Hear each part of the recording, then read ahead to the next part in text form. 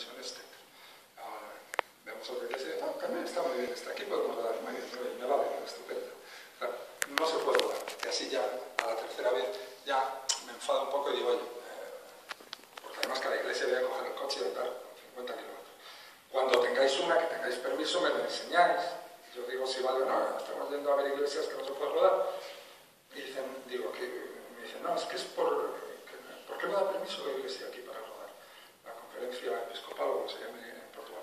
Y dice, no, es porque eres español.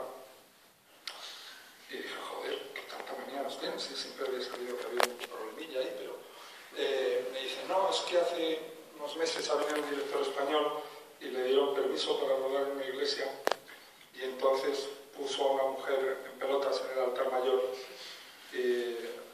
haciéndole una mamada a uno mientras otro la penetraba por detrás.